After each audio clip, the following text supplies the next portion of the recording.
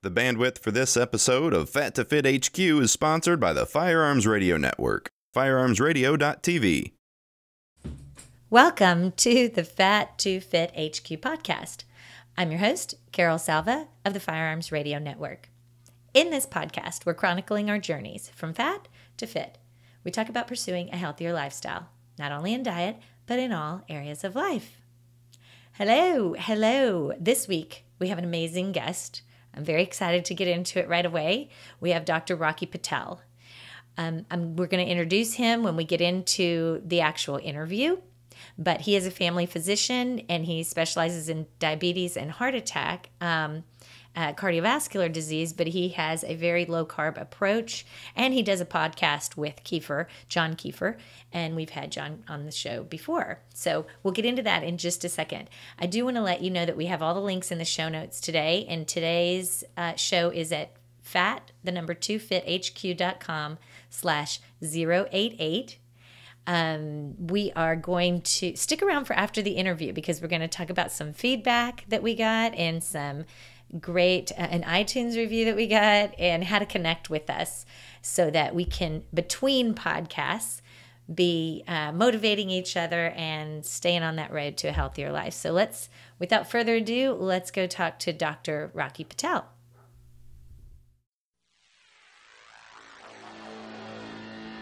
Hi, Dr. Dr. Kiefer. I'm already gonna have to edit. Hi, Dr. Rocky Patel. How are you? Good. How you doing, Carol?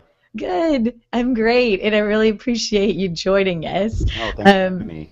Oh, absolutely. I was thrilled to meet you at Paleo FX, and I tried so hard not to follow you around like a groupie. Lisa. Lisa, we wanted to. We had so many questions, and we were just, we've been talking about you and Kiefer and Andrea Jingle because from a female perspective, Lisa Jarman and I are very interested in that angle. But since you and John Kiefer started your, collaborating together on your podcast, and I just want to make sure before I forget, that's at body.io, correct? Correct. Okay, so I'll wrap up my groupie thing. We had so many questions, and we couldn't wait to meet you guys. And then when we met you, there were swarms of people that wanted to talk to you, and I knew that we would have a chance to talk. So we backpedaled away from you. No worries. Okay. Well, it was a lot of fun. That was a great weekend. Did you enjoy Paleo FX? Yeah, it was interesting to say the least. Yeah. I was real impressed with the community and how this was my first, so how open-minded they were to things that weren't so rigidly paleo. It seemed like that was the theme. Yeah, it was interesting. I found the expo very interesting because, for a movement that is supposed to be dictated by these certain principles, it seems that people look for the opposite. And look for things to paleofy. To kind of go against the whole point of the diet, or I guess what it comes down to, if you want, or movement, if you want to call it. I don't know if you want to call it movement or diet. And I always find that dynamic interesting. It is in a way good. In a way, hey, are we selling out? And in a way, hey, are we making it more friendly? I was on a panel with Mark Sisson, and the whole reason for the panel, and Sarah Fragoso and Jonathan Baylor were on that too, and the whole reason that was like, don't let the perfect get in the way of your good.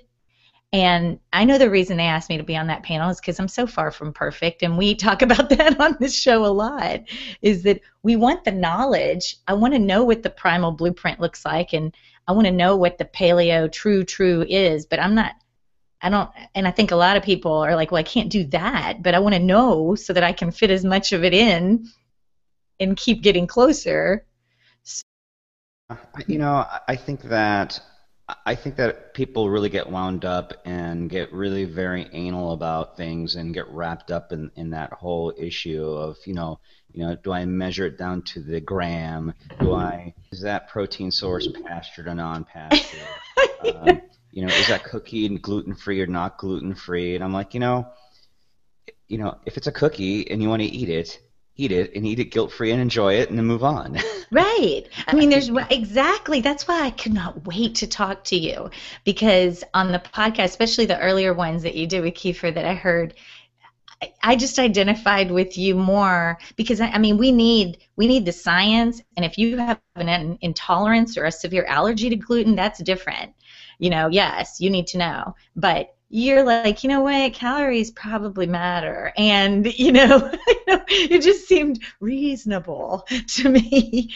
But it's not that I don't want to know the science. I feel like that's important for your journey. Right. But again, you're missing the point if you're down there eating every almond flour, whatever, on the expo floor. Oh, there was so many samples. It was like in almond flour heaven down there. Or cricket flour. The only thing I really identified with or really took to my heart was the chaffee. Mm. So, enjoying chaffee all week long. Oh my gosh, I don't have the right filter for it. Get people. I'm gonna put a link to chaffee because French press it. Yeah, I know. Well, she said I could use my regular. I'm so lazy. She said I could use my regular coffee if I had the steel, or you can't use a paper filter. Yeah. And if you make the coffee quickly, it's just not going to be the same quality. Yeah. So we have a French press. It's like the perfect vehicle for heavy whipping cream. It's amazing. Oh my gosh. Before we go down this rabbit hole, I know I probably already introduced you when I recorded the intro, but what's fascinating, I think, for our audience to know is that you're a medical doctor and your practice is family medicine with concentrations in diabetes and heart, cardiovascular diseases. Am I correct? Right. So I'm a board-certified family medicine doctor. I'm in private practice. Been in private practice since 1998, and I've been in my own practice since 2005. Okay. But I see kind of cradle to grave. I see all comers, but my practice focus primarily lies in prevention of heart disease, diabetes, and treatment of those patients as well. So. Okay, that's so fantastic.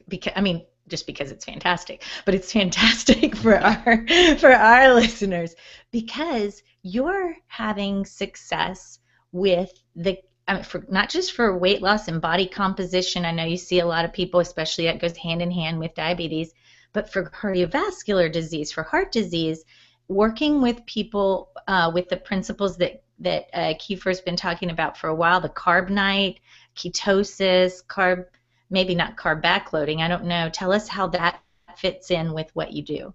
Yeah, patients who have these kind of, if you want, lack of a better term, metabolic diseases, this insulin resistance axis, most of those patients are doing some form of Carbnite or some variation of backloading carbohydrates in a restricted manner. So it just depends on the patient. Carbonite's a very restrictive diet. And for a lot of people who are not used to eating lower carbohydrate, it's difficult to go from, say, 400 grams of carbohydrates to under 30 a day. So, right. So then what we try to do is you try to back end their carbs. So try to have them just eat carbohydrates at night, not during the day initially. And then we start with reductions in numbers. Okay. And then once we get them to reductions in numbers, then if they're doing well and they're feeling better and things are going in the right direction, then we might have them do Carbonite. So I don't place everybody on Carbonite. It's got to be for the right patient. Oh. But we'll use the principles of backloading and Carbonite in patients to help improve their disease process, to reverse their insulin resistance, to improve their insulin sensitivity, and to hopefully improve their cardiovascular risk. Okay, and you're seeing success with that, like big time, right? Yeah, it's almost a no-brainer, People, people are, I think, I'm not sure confused is the right word, but it is, inundated if it's me. The Dr. Oz recommendations, right. And, this diet plan and that diet plan, and so I try to give them real practical approaches. So we're not reinventing the wheel. So we're making it so it's very simple in their lifestyle. So they don't have to go out and buy a bunch of new foods and do these complete overhauls. Because for most of these patients, just restructuring the way they eat makes a big difference. Right.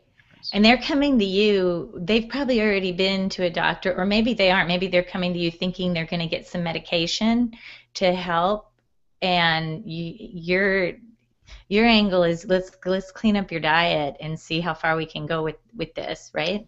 Well, that's part of it. I mean, we certainly use the nutritional angle as a primary way of approaching these patients, but unfortunately, patients are just so sick these days that Uh, sometimes we have to use medication and nutrition at the same time, and maybe we use the medication as a bridge, right. give them a little bit of protection while they're working on their nutrition, and then maybe we can then through their nutrition then bridge them off the medication. So we do a lot of that as well. As a physician, that's my job. If you want to look at, most patients look at me as a person who writes prescriptions, right?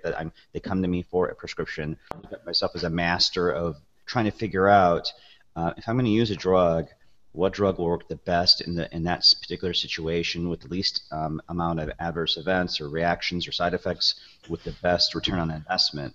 And so, at least when it comes to diabetes and insulin resistance, I feel like just through my experience of treating patients, I have a really good feel of leveraging some of these medications in certain populations to help them, assist them, and get them over the hump. That's fantastic. It really is. I keep using that word, but that's the word. And I mean, it is because I heard you talking on the recent show about a gal who came who was actually on a lot of medications, and you guys got in just a matter of weeks.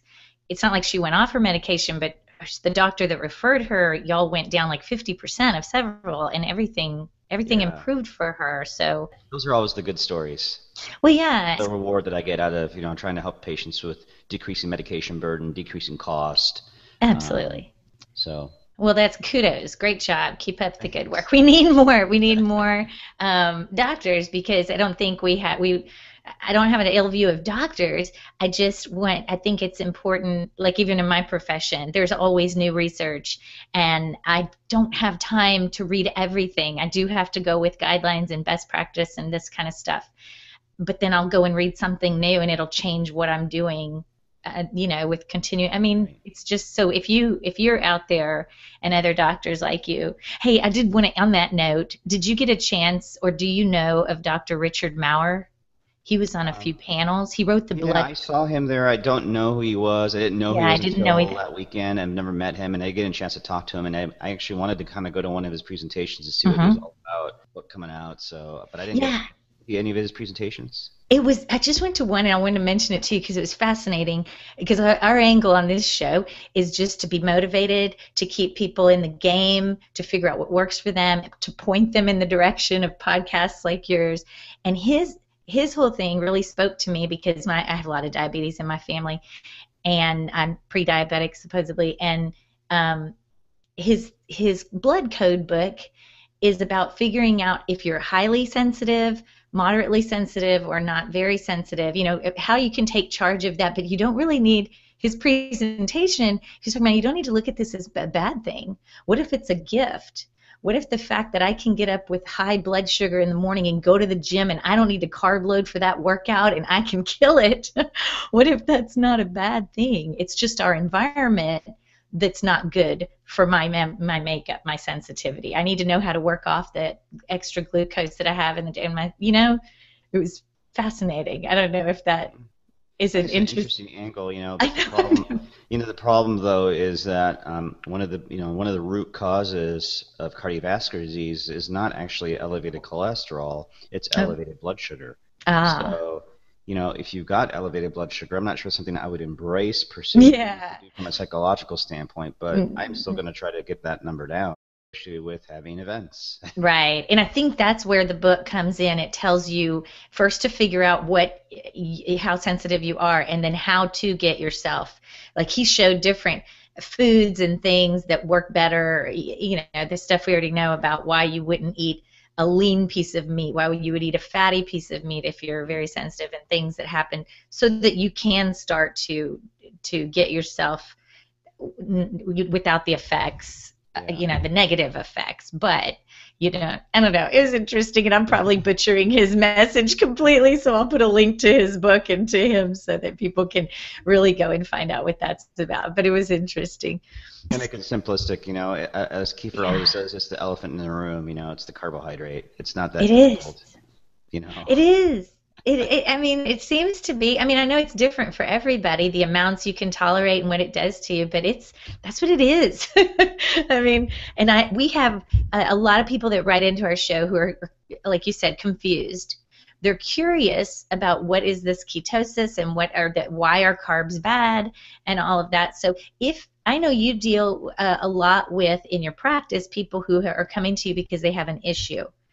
But if you don't have a medical issue, you just want to get a better body composition, you want to lose some body fat, you know that's going to be healthier for you, where would you tell somebody to start, like to not be so confused about all of this? What is that simplest message?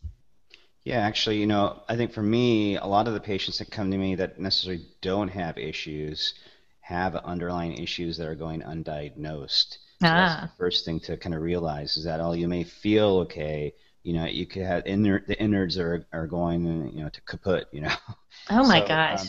So those are things we look at first, but you know, primarily if you're having an issue with body composition, or you're overweight and you're carrying extra fat tissue, adipose tissue, then typically I'm going to first look and see if there's an insulin resistance problem, because that's about 80% of the people coming through my door. They're going to be insulin resistant to some degree or not, and that might be a high number for most people to conceive of.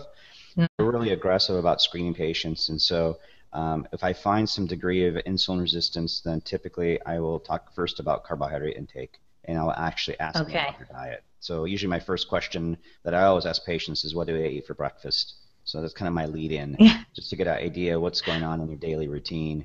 And usually the case is going to be either they don't eat breakfast, which I say, okay, that's fine, I don't care, or they're going to eat the typical kind of American granola. You know, they're trying to be healthy, so they're eating maybe a branded yogurt with fruit on the bottom, and then they throw some granola on top, and then they maybe have half an English muffin with some cream cheese on it, and maybe a half a glass of orange juice. So Good night. That's kind of the typical answer that I usually get, or a bowl of cereal, or they have oatmeal, but obviously it's oatmeal in the package, not like the straight oats. Not that it really makes too much of a difference to me, but that's kind of the typical answer I get. And so the first thing I say, well, do you like eggs and do you like bacon? And they go, yes and yes, about 90% of the time. I go, well, that's what I want you to change first. So that's an easy change. You're not going, okay, we're going to go, like you said, we're going to go to 30 grams of carbs or less a day. Let's just change breakfast, and you send them on their way for a while. You give me breakfast, and you can have lunch and dinner. That's kind of the way I approach it. Wow. And that's not hard, right? Okay. I mean, you just give me one. No. Especially that tasty meal of eggs and bacon. Yeah, I mean, it's certainly every once in a while people will say, I don't like eggs, or I don't eat meat, or something like that. So we got to get creative and try to find something like an alternative. But that's kind of maybe sometimes where we'll do meal skipping and say, okay, why don't you just skip breakfast then? If they drink coffee, that makes it easy as well, you know. Because you guys are big on the heavy whipping cream. Yeah. Oh, you don't have to have heavy whipping cream in your coffee. If you drink it black, that's fine as well. It's just, you know, all I'm concerned about is removing carbohydrate in the morning. Okay. Because I did hear this. I'm going to link to this most recent research show you guys did, where y'all debated the butter in the bulletproof coffee versus the heavy whipping cream, right. And it was wonderful. It was a wonderful thing, because most of what y'all I mean, I work with chemistry teachers. I can hang, and then it starts to hurt my head, and then the talk. But you always bring it back around for the layman to be able to understand. And I love that you guys talk and you're like, okay, so then what's the bottom line? The butter is not going to be absorbed, it's not going to be utilized as well as the cream. And so I got that by the way you described, and you all described that. It was good, and it's tasty. It's tasty. Right? Right. So that's, yeah. So I do like that message, that really just start to look at your carb intake. If you're a newbie, don't get overwhelmed with nutritional ketosis and all that kind of stuff. Just start to make maybe a phased approach to how you start to cut that down, and the carbs later in the day is key. Correct? Yeah, and honestly, the word ketosis or ketogenic or nutritional ketosis, they rarely ever come out of my mouth. I never really. Every time it comes up it's coming from a patient asking me about it. And honestly, I'm like, I don't really care. That's another question I had, because now I know if people want to hear the latest, I think your podcast with Kiefer on that Body IO is a great place, because he's getting current research and you guys are talking about stuff, and he goes back to Carbnite, and he told us if I had to write it again now, I would focus more on the fat. Right. And because things are changing every day. Yeah. And you guys said just recently, do the ketones really, is it the ketones or is it the insulin? So yeah, Right? I mean, again, patients, I'm giving patients practical advice. They're not really necessarily coming to me for the scientific advice.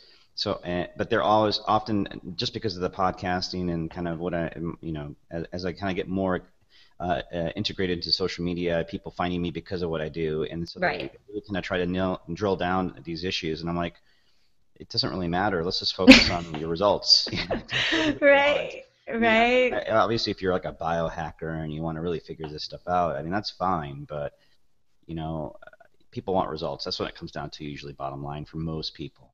I know. It's just that we want to be efficient, and we want, and I hate to admit it, but everybody wants a quick solution, That's the hard and part, right? and there's not one. There's It's not. that So whole, it didn't come on overnight. It's not going to come off overnight. I'm sorry. right. And it's not going to be finding the right prescription that's going to work for everybody. Yeah. Everybody's unique. And So, I think what you have to realize is the perception of what we have in our head of what the consumer marketing, media has for us. mhm. Most of the time is unattainable. I mean, Yeah. you have to realize that these photos that you see of people typically are photoshopped. Performance people are doing lots of anabolic drugs and drugs that to help them get to where they need to be. And unfortunately, we don't walk around with Photoshop on our bodies. Could we though? Could someone come up with that? So you have to be realistic about what you want to get done, and the realisticness of what you have to get done is you just want to lose body fat and get a little bit smaller and fit into that next size down of clothing, right? I mean, that's kind of Right. what we really want. And Right. so, I mean, if you and also get healthy at the same time. So Right. what was that perspective? And again, I think someone had labeled me as pragmatic, and again, I think that's kind of, I never thought of myself as pragmatic, but that's probably a good description of just trying to be realistic about how you go about things, and not getting like driving yourself crazy in the process. Right. So if, yeah, that's why I said I liked following you, because you're just like cut out a lot of the, I'm not that we don't need the science, we do, but hey, this makes sense if you are trying to just get from a health perspective and a gene size perspective. The minutia of all this stuff is probably not your best way of spending your time trying to, so the carbohydrates later in the day. Don't kill yourself trying to get into ketosis and testing your blood every day, right? I mean, if you're not getting your results and things aren't going the right direction, then about 95% of the time it's probably the diet and it's not structured right, and you're probably doing something to sabotage yourself. Wow. Majority of the time. So Okay. even though you think you're eating low carbohydrate, maybe it's that extra serving of whatever it is, or maybe you're going to the nut jar a little bit too often. Oh my God, I am. Or whatever it may be. It's most of the time it's that. Okay. But the small percentage of time, maybe there's some type of weird metabolic process going on, and then that's something where you have to maybe dial it in and take a look at it. But for most patients that come to me, we run the diet for 1 or 2 months and see what the results are, and the majority of them, they get results. It's really not that hard to put into practice, but I think there's a lot of overthinking that goes into it, and people always want to try to put their own personal spin on the diet. And if that were the case, they should have written their book, but they haven't written their book, so they need to stick with the plan. Right. Certainly issues that we come across as well. So there's usually something in there that's going on that's sabotaging them. It's not necessarily them per se, or they're metabolically broken or that type of thing. Maybe they're crossfitting every single day, twice a day, or and increasing their stress level. Maybe they're like I said, they're over-consuming a certain amount of food, or they're consuming 6,000 calories a day. I mean, maybe they're drinking, they're drinking a pint of olive oil a day. I don't know. It could be a number of different things. Certainly something that's sabotaging them, and it's not that they're metabolically broken. Okay. So is the goal then, and I've read Carbonite, but I'm trying to remember if the goal between your two Carbonites is to get yourself into ketosis, or just to try to stay as low carb as possible? It's really to stay as low carb as possible. You want to be in that Okay, ultra low good. carb state. Vicariously being in that ultra low carb state, you will be ketogenic. So you will be more likely to make ketones. Whether you Hmm. actually get into ketosis is up for debate. And you probably, if you're eating carbs every 5 to 7 days, my guess is you're not going to get into from any type of nutritional ketosis. Maybe some patients will, but usually it takes a good 2 or 3 weeks for people to actually get in what's called nutritional ketosis, where your ketone levels are steadily up and constantly up. And that's But hard to you will be maintain. ketogenic probably as you get closer to your carbonite, and well, you're always ketogenic, but I'm saying your ketone levels will build and probably be at the highest point, like on the morning of your carbonite or the day before your carbonite, as you get farther away from the last time you ate carbohydrates. That's perfect. That's perfect because I've wondered that, and I get that feedback is that people who listen, we are testing our bloods and we're not in that high ketogenic range. That now I'm hearing it's like between 2 and 3 to be really ketogenic. Millimolars? How do you say it? Millimoles, yeah. Millimoles. And so we're like, oh my gosh, is this not working because I'm not really getting there before my next carb night? Should I extend it out? But it's really not about that to see effects. It's what you have in your system, Yeah. insulin wise, and before you go and get another insulin spike and Right, then go and back to I'd that. say I would look at other factors before I look at ketones in terms of results. So, how do you look in the mirror test? How do you look in the mirror? Thank You you. you can do measurements. Is your measurements getting better? Right. Scale weight is always kind of a funky type of thing because scale weight doesn't always reflect body composition, and that can always vary. But Right. certainly, a tool that you could use is are you reaching your previous weight from the previous the morning of your carb night from the previous week? Are you getting down to that weight or below that weight the following Mm-hmm. carb night? So if All you right. let's say carb night is today. So if I wake up this morning and my weight was X, am I the next Saturday when I have my carb night that morning, is my weight X minus half a pound? Right. So Uh-huh. that's not necessarily a hard and fast rule because, like I said, it doesn't reflect body composition, and that can be always a tricky thing. But as a rough guesstimate, as you're going through this plan, if you're not steadily losing a little bit of weight from week to week, then I'd be more concerned that maybe the carbonites are just too extravagant. Okay. It's just Yeah. come And back. they're fun. They are fun, yes. They are fun. It's funny though. I know y'all have said this before, but you do look forward to them less and less. It's crazy that it used to be. It was great, and now I'm like, okay, I guess I better have a carb night, or this Well, isn't going to work well. I think for It's me odd. personally, it's that during the week I really look forward to them because I'm not eating Hmm. carbs. And like, Hmm. let's say I don't know, someone brings something to the office and I just have like a little nibble just to get a taste of it, and the taste is like overwhelming because I haven't had carbs in 3 or 4 days. But then when I get to the actual carb night, and then like I'm gonna eat that for carb night, and I eat it, I'm like, eh, you know. Exactly. Exactly. You're like, I don't know, I should have bought the best cheesecake, the $50 cheesecake, because this doesn't taste what I had in my mind. Yeah, I know the things that I really enjoy in carbonite, and that's what I should really just eat and be done with it. But then I go off and say, oh, that looks kind of interesting. I should try that, and it's just it doesn't. Because I can. So, And what did you say there at the end? oh, it doesn't scratch the itch. Yeah, right, exactly. Okay, before I forget, I know we're keeping you, I'm sorry. We had a guy specifically write in. I'm going to put a link to the video we did with Kiefer, although there are much videos out there that are much more scientific. We were just like in awe and just giggling and laughing the whole time. But we had a guy write in named Brandon who got Carbnite. He read Carbnite. He's doing Carbnite, and he lost 10 pounds. And I've already told him, Dr. Patel is not going to be able to give you any advice because he doesn't know you, but he might be able to say in generalities if he sees something like this. He said he was rocking along great until 2.5 weeks in, and then he had horrible like bonk or whatever you call it. He just lost energy.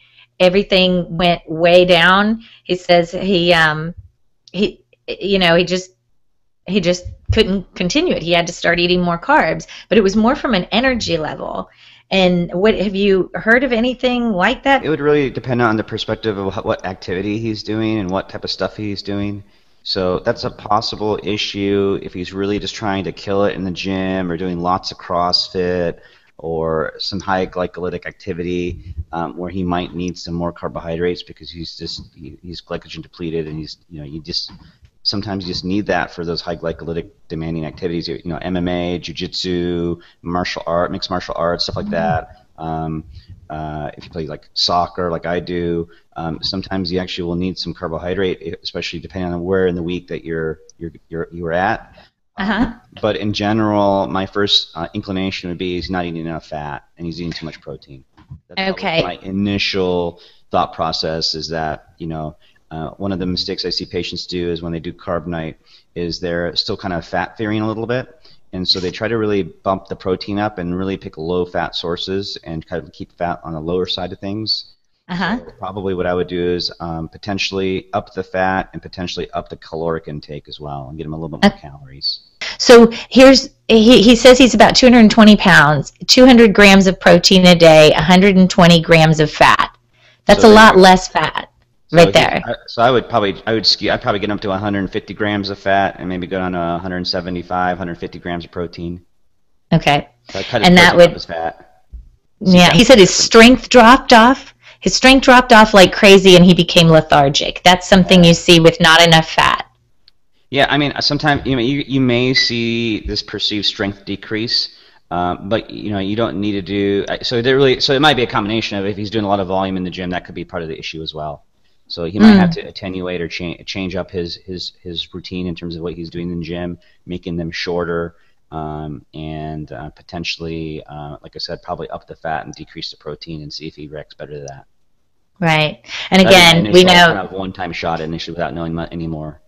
Right, and I made like twice, told him, hey, because I'm sure y'all get questions like that all the time. Any doctor, I listen to Doctor Radio. I mean, how are we supposed to tell people because we don't know them, we don't work with them, you don't have any of their blood work or anything in front of you. But in general, the principles are more about upping your fat and then waiting a while to see, you have to get through an adjustment period, right?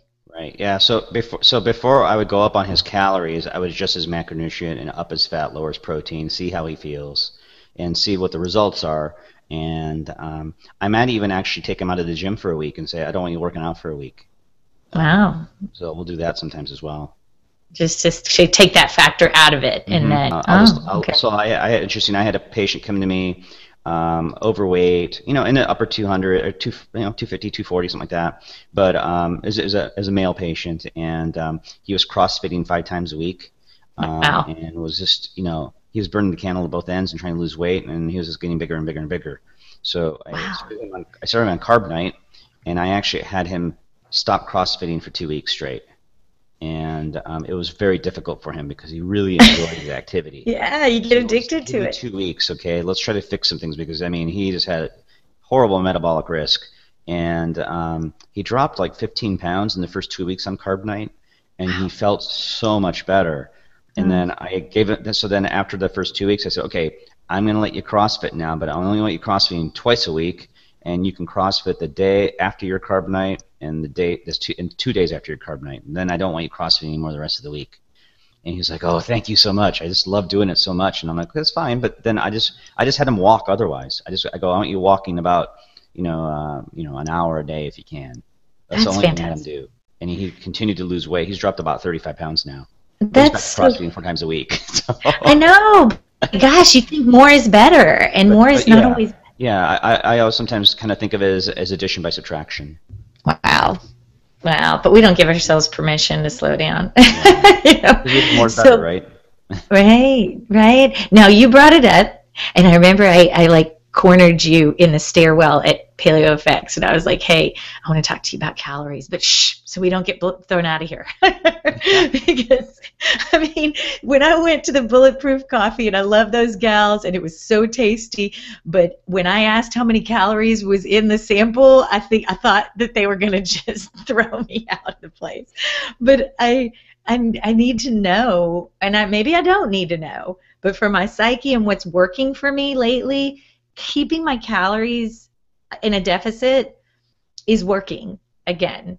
Whereas before, when I was just trying to eat healthy and eat more fat and get my macros, I was putting on weight, and it could have been that I was doing it wrong, but keeping my calories in check and eating, in the right way, and kind of cycling, because I have a ton of calories on the Carbnite. That's working. Yeah. What's your take on the calorie thing, if they matter? When patients come to me and ask me about, when we go over these diet plans, the calorie count is like the last thing I emphasize. So it's not like the first thing I say is limit your calories. I will first limit carbohydrates, making sure they're getting enough fat in their diet. And then I'll tell them the last thing maybe you should focus on is, because we use MyFitnessPal a lot for our patients. Yay, I'm going to friend you. Go ahead. MyFitnessPal will spit out a calorie goal depending on what your weight loss goals are going to be. So, I tell them, if you're doing MyFitnessPal and you get that number on the screen, I don't want you to be anal about it, but that's just a target. And if you're over or under, don't stress about it. That's kind of the neighborhood you want to be in. But if you're hungry in one day, eat some more food and see how it goes. If the point where I'll get more calorie focused will be potentially when patients aren't getting the results they're looking for, or they're not getting the goal that they're trying to go toward. And again, a majority of the time is they're not being honest with themselves. That's a majority of the time they're not being honest with themselves, and then they're not going to be honest with me a lot of times as well. So it's hard to figure that out. Okay. But that is a case where maybe I might focus on calorie count a little bit more seriously. Right. I try not to, because as we know, the whole issue of calorie counting is very difficult to put into practice. Because a calorie is a unit of energy that's not necessarily reflective of how our body uses that unit of energy. Yes. In the sense of how food is being processed and the efficiency of the food being processed. Yeah. So and then on top of that, labels are quite often deceiving and not accurate, and so there's so many variables for error in calorie counting. I think it makes it difficult to do for some people, depending on the food choices they're using.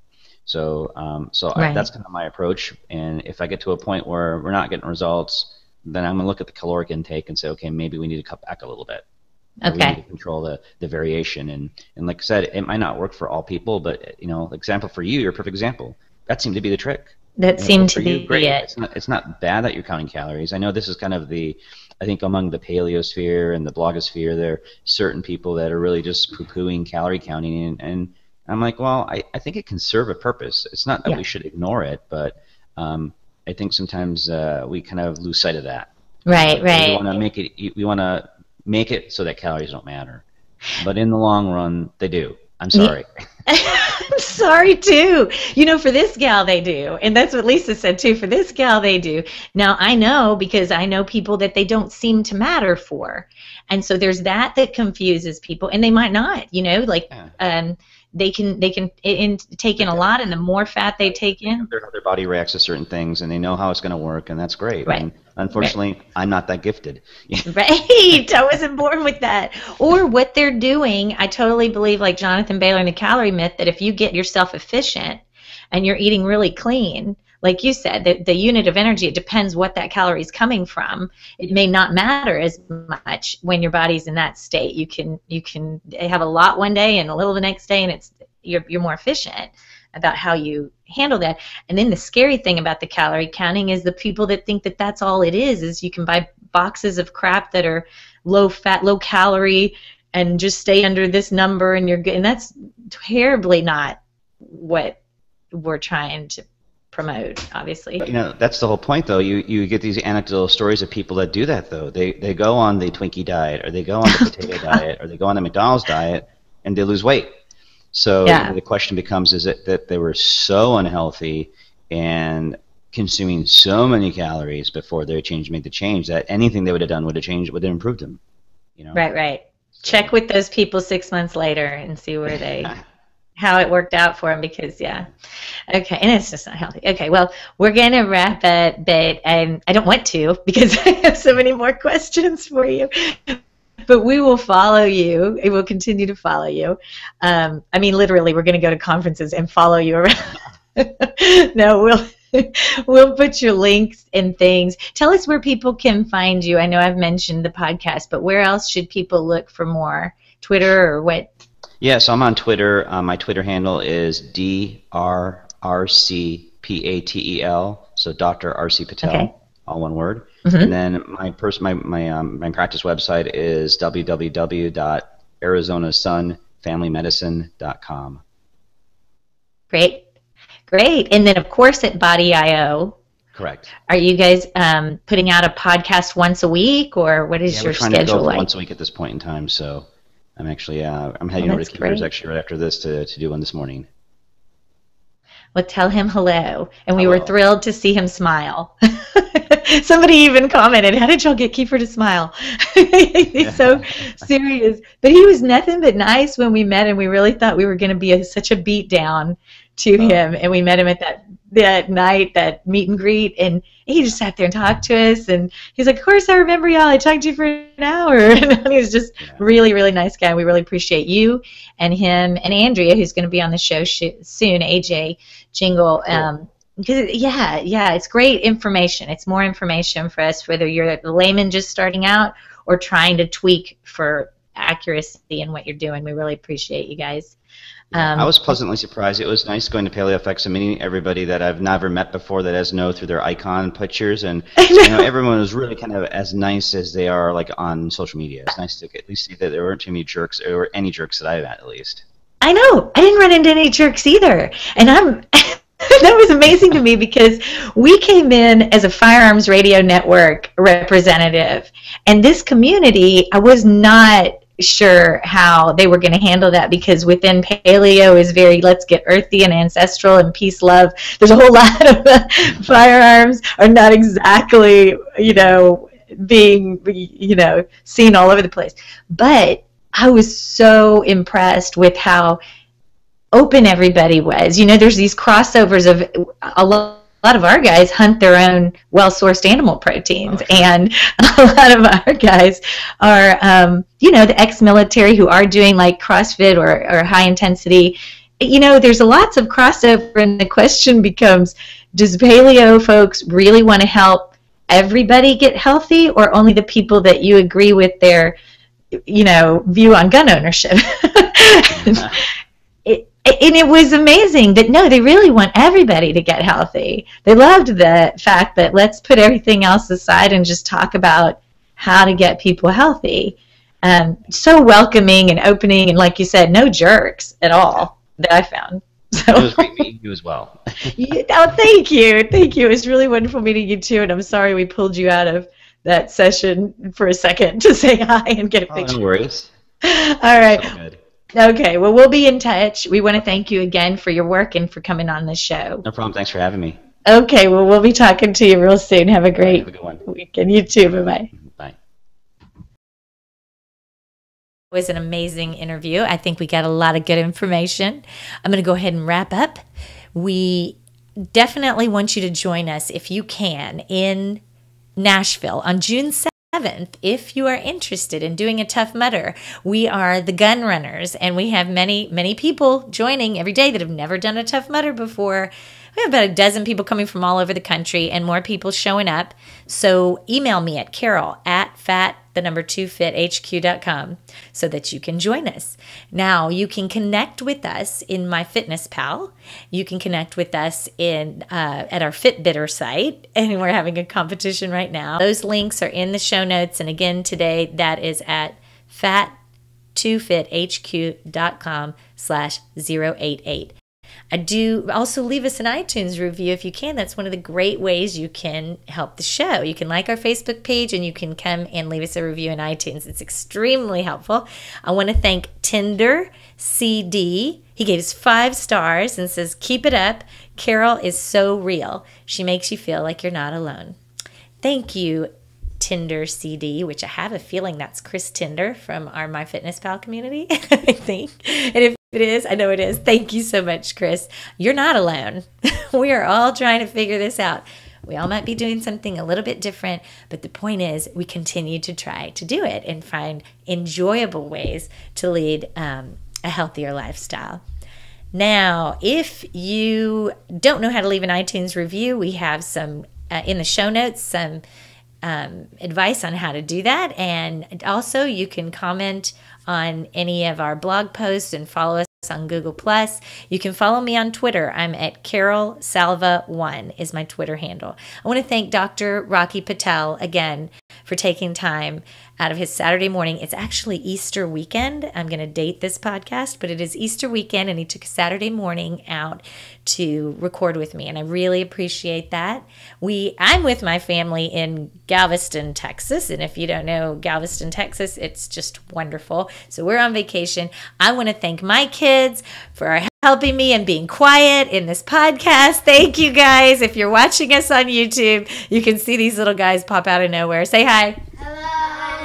And you can follow them on YouTube, too. They're doing their own stuff. Tell us where they can find you, Tony. TonyC_47, and that's my Instagram name, too. Okay. Nick, do you have a way people can follow you? And like me on Facebook.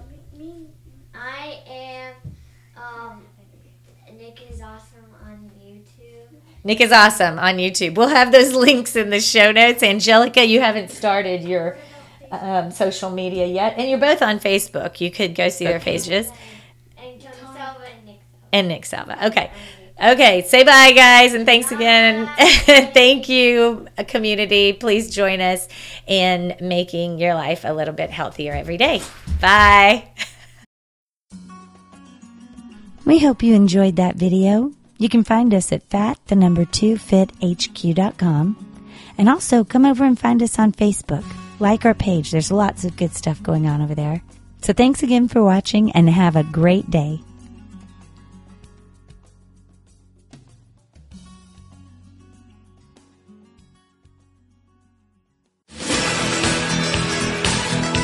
This has been a production of the Firearms Radio Network. You can find more information at firearmsradio.tv.